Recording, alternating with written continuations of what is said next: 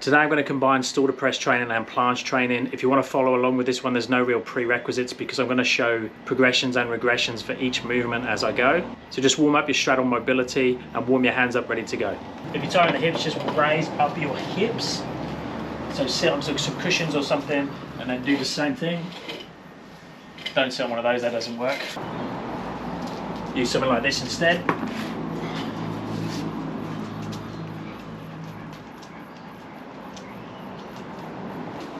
So a little bit of active straddle, bring your legs in towards each other into like a butterfly position, put your hands down on the floor, point your toes, push your toes together, and then extend as much as you can. Open and close in, trying to keep the palms down on the floor if you can. So roughly 10-15 repetitions. Normal wrist and scapular warm up. So turn out, external rotation, push up into protraction, do some circles.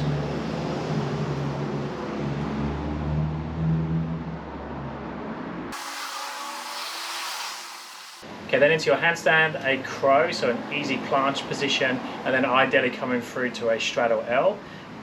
Easiest setup for that would be to do it up on the box. So I'm in my crow position, bring the legs round, end up in your straddle L position. If you have it, go back the other direction. Handstand you could do on the box, you could do back to wall, or you could go freestanding. Just get some time in a Just get some time in a freestanding hold. Just make sure your handstand is warmed up.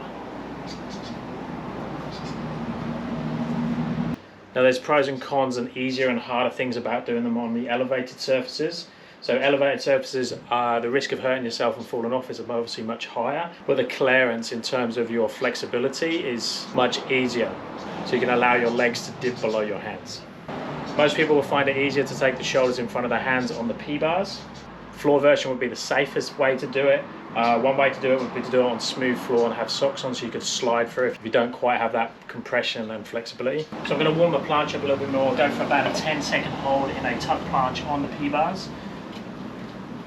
So keeping the knees away from the arms, hips in line with shoulders, trying to keep the arms as straight as possible. If you don't quite have that yet, you could go to a straight arm crow position, or you could use band assist. Now I'm going to play with linking some of those things together from the eccentric. So I'm going to go into a handstand, I'm going to lower down to a tuck planche, and then I'm going to enter the straddle L. So let's mix it up and do it on the yellow bars to start with. Again, if you don't have this, just work on the eccentric as slow as possible. So it could be an eccentric jump down. So basically coming down into that position, you could then go into your crow, you could then go separately into your straddle L position, but link it up as much as you can. So handstand position, coming down to tuck planche, hold for a few seconds, open to straddle, bent legs a little easier, hold your straddle L, show control, come back out. So I'm going to repeat that again, so if you're still working on that version, stick with that one and just try and do it a little bit slower, a little bit more controlled. This one I'm going to make a little bit harder from a flexibility point of view, so I'm going to take my hands down onto the lower stool bars. Not stool bars, P-bars. I'm going to open into a slightly harder planche position. So I'm going to go to an open tuck position or advanced tuck. Okay, so controlling the handstand, come down, more of a flat back position for your planche, straddle, L-sit hold. Again, still working on the eccentric. I'm doing exactly the same now, but I'm going to try and go down to a straddle planche and then get through to the straddle L, but the eccentric from the handstand to the straddle planche.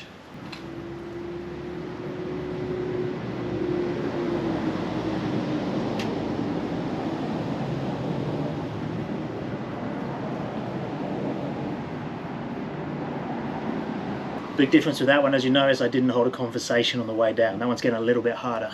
To make it a little bit easier, you could just do the eccentric press, so they're coming down with your back onto something, so something like this, up against a post or a wall. So into that position, sticking your butt against the wall, then your low back, then mid back, and then upper back. And then from there, go into your planche variation hold, and then your straddle L-sit hold separately. Okay, now let's have a look at the going back up. So look at it from an easier point of view if you have the strength but not the flexibility. So I'm going to do it on this box. Now, oh Jesus. Okay, Okay, we're going to test how much room my handstand has for error because I'm on a wobbly box.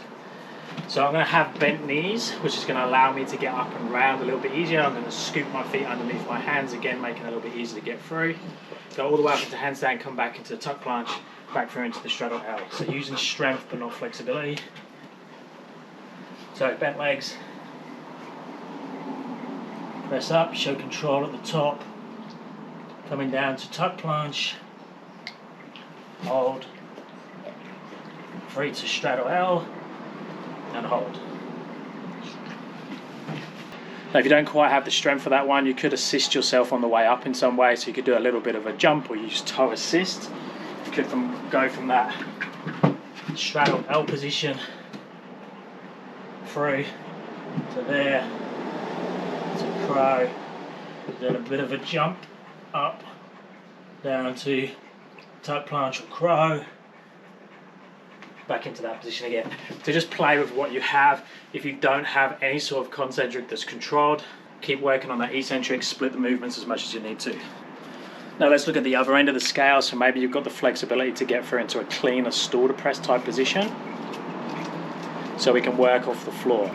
So I'm going to go up from the floor through a stool to press into handstand and then come back down to a planche variation and then get back through to the straddle L.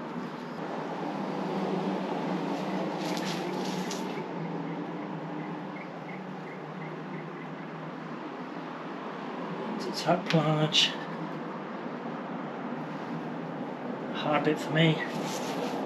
Getting through without the heels sliding. I'm now going to give myself a little bit more height. I'm going to make it slightly easier for the planche because I've got the P-bars. And I'm going to try and go from a straddle L to a straddle planche up into a handstand and back down again. So it's going to be a bit more of a planche straddle press. Now my straddle position is going to be a little bit closed hip. So ideally in a straddle planche position, your hip would be more open than closed. I'm going to have the hip a little bit closed to get up into the handstand.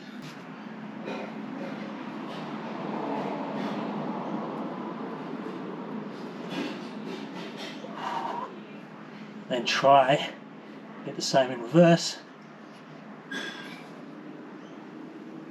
Oh, that was hard.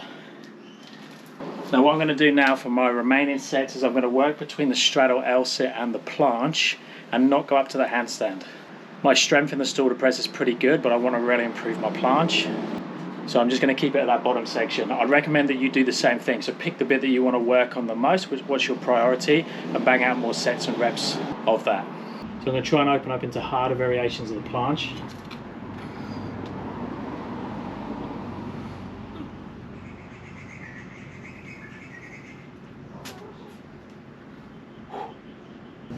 Okay, same thing, but I'm going to max out my planche without trying to get back.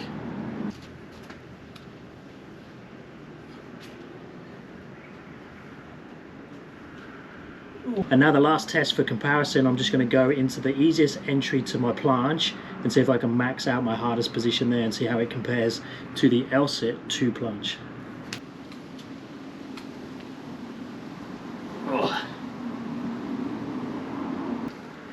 Okay, let me know down in the comments if you have any questions on this one. Thumbs up and subscribe would be appreciated, and I'll speak to you next time. Thanks, guys.